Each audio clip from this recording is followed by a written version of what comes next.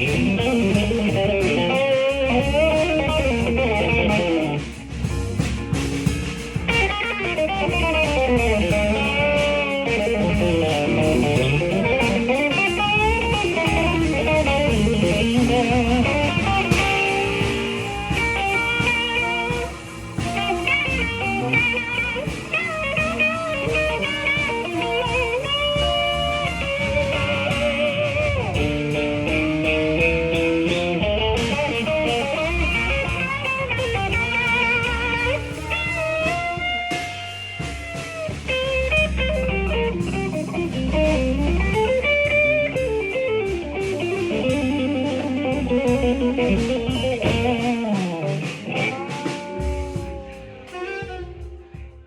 everybody, how you doing? This is Bad Brad, and I just want to let you know that I am now a Sweetwater affiliate. So anything you buy, go to the link in description of this video and you'll see my Sweetwater link. Now check out Sweetwater for superb service and some of the best guitars, amps, pedals, strings, anything you can imagine. They have it, they deliver it to your door, and as a bonus you get Sweetwater candy. It's totally awesome. So check out the link and help this channel out. Thank you so much.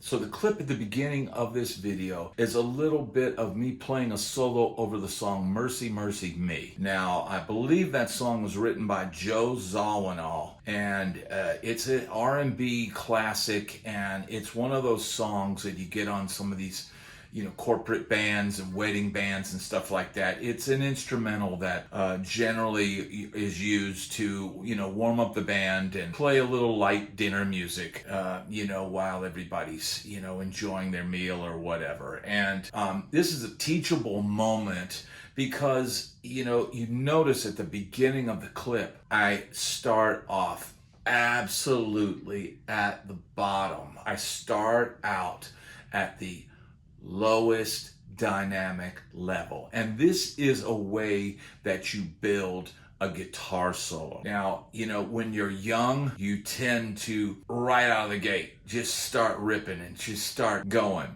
And, that's one way to approach it. But you soon realize that if you do that, you really have nowhere to go. And when you've got a pretty good amount of time, and as you can tell, I don't know if it's about a 1:40 guitar solo. You got a lot of time there to build a solo. So you don't have to just come out of the gate just ripping and this and that. You really have time to build it tastefully and start at the bottom. Build and build and build till it gets to an arc, and then boom, you're out. And that is one way that I like to handle solos now. I don't like to have to come out shredding right out of the gate because then I have nowhere to go. So this is a teachable moment. If you look at how I started this solo, and it starts off very quiet, lots of space, and I'm really milking the notes, and then it builds and it gradually builds, and I'm still doing what I do a lot, which is shifting between minor and major pentatonic, and that is very important to be able to mix those two. It's like chocolate and vanilla. Be able to mix those two flavors together. Too much of one is not good, but just the right amount of both, it's awesome. Okay, so I did a lot of that in the solo. I didn't do a lot of outside playing. I mostly kept it within the tonal center, but shifting between that major and minor pentatonic. Now, as the solo went on, I gradually built in intensity, and I kept increasing the intensity. At the very beginning, I had my reverb, and I've got this really ambient reverb that's just fills a lot of space. So I started off with that on because I was playing very sparsely and really milking the notes, so the reverb wouldn't get in the way. But you can hear as I get into the solo, I turn that reverb off, and that allows me to dig in more without the reverb getting too swimmy, and it allows for my intensity to increase. And it also prepares for the fact that I am going to be playing more notes more quickly. Okay, so this is how I built this solo, and this was not mapped out. I had no idea we were going to play this song. It's just, all these gigs that I do, there is generally no set list, and we literally call tunes as we go, and someone will count it off, and if you don't know it, you'll fall in, you'll hear the changes, and you'll go. And that's part of being in Nashville. It's very much fly by the seat of your pants. And I'm at the point where I prefer it that way because it keeps it exciting for me. If I got a set list and I'm just going straight down the list, I mean, I know what's going to happen. I know I got a solo here. I know I got a solo there. I prefer to kind of be playing and keeping my eye on the band and waiting for the band leader to call my solo. And you never know when it's coming. Sometimes it's right away, and sometimes you got to wait a little bit. And in this case, I waited for the saxophone player to stop, and then all of a sudden, I got the nod. And that really was perfect for me to be able to bring it back down. Now, the other thing that you need is your rhythm section has got to be in tune with your solo. Now, not all players in every situation is going to be able to do that, but I like to literally pull the drums back, or if you're playing with a good drummer like I am in here, the drummer will sense that I'm pulling it back, and they will bring the dynamics down, knowing that I'm going to build it back up through the solo. So having this great level of players on this gig allows me to not worry about what the rhythm section's going to do, or having to, hey, bring it down.